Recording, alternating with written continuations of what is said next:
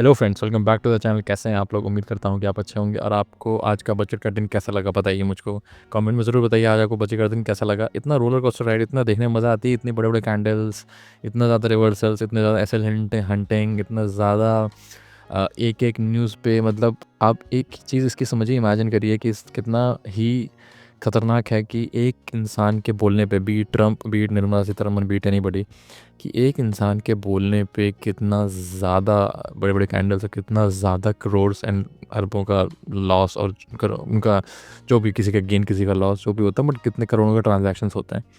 तो ये कितना ही खतरनाक है और कितना ही डेंजरस है उस नए रिटेल ट्रेडर के लिए, जो ये सोच रहा है कि उस दिन वो, मान लीजिए, कॉल में जो बैठा होगा वो तो ख़त्म होगा, जो पुट में बैठा होगा माला माल हो गया होगा। बट ये कभी भी ऐसा सर्टेन नहीं होता है और ये लेवल्स के हिसाब से नहीं चलता है। तो अगर आप ऐसे स्टोरी सुन रहे होंगे कि किसी ने 10 का लिया और उसका 300 हो गया, 500 हो गया, और 1 लाख का 1 करोड़ बन गया, वो लाखों में एक का होता है। और मार्केट में रिस्क उतना ही लीजिए, या रिस्क उतना ही समझना चाहिए कि आप अपने आप को कभी भी इतना मत सोचो कि मैं ही हूँ वो लाखों में एक।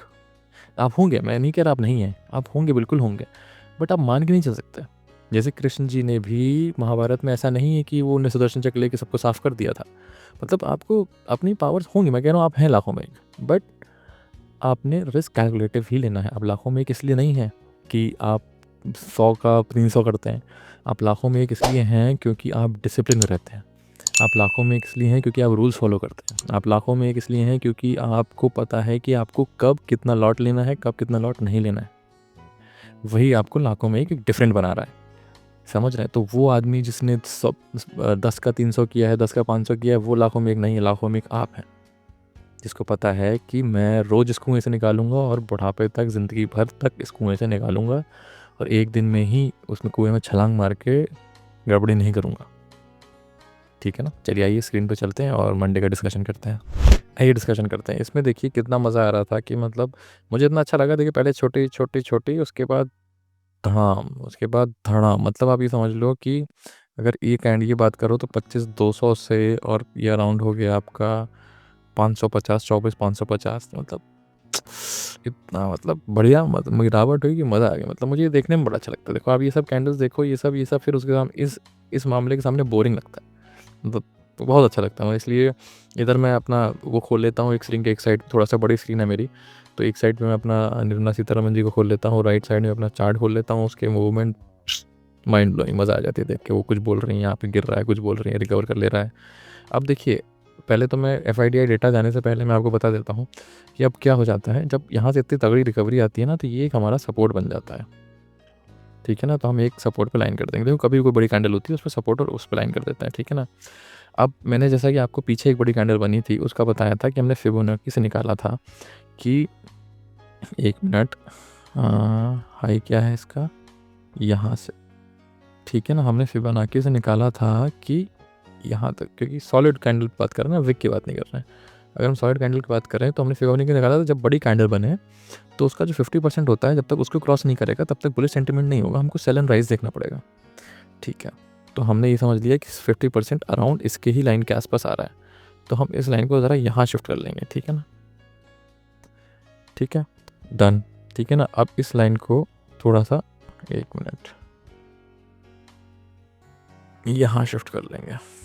ठीक है, अब FIDI देखो नेगेटिव मैं देख चुका हूँ, आपको फिर आपको भी आपकी नज़र क्लिप एक बार दिखा देता हूँ कि इसमें आप देखोगे, जैसा कि मैं बात करता हूँ कि मुझे नीचे सेलिंग का बहुत, फिगर्स का बहुत इंपॉर्टेंट होता है, क्योंकि निर्मला जी ने कुछ बढ़िया बढ़िया बातें बोली हैं। वो आपको हर चैनल पे दिख ही रहा होगा। मैं टेक्निकल बंदा हूँ, टेक्निकल बात करूँगा।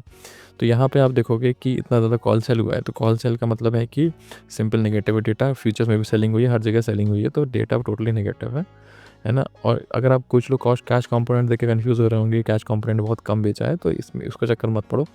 FNO ही है जो आपको सही में तरीका बताता है। तो data is totally totally very negative. But इसका मतलब ये नहीं है कि, देखो OI की बात नहीं करेंगे आज हम, OI का कोई मतलब नहीं, सब काट दिए, तो सारे OI काट दिए, मज़ा आ गई। मतलब बहुत बढ़िया लगता है मुझको ये सब, मैं काटा पिटाई मस्त रहता है एकदम, है ना? ADR आज संडे है तो कोई फ़ायदा नहीं, बंद रहेंगे, और ये भी क्लोज़ है, इसका भी कोई फ़ायदा नहीं है। तो घूम फिर के अगर मैं यहाँ पे हम वापस आ जाते हैं, तो देखो डेटा है नेगेटिव, बहुत अच्छी बात है, डेटा नेगेटिव है। अब हमको पता चल गया है कि ये जो 25,000 25,150 ये राउंड फिगर रखा करो, 25,150 आपका बहुत तगड़ा रेजिस्टेंस बनने वाला है, बट आप उससे बहुत नीचे हैं।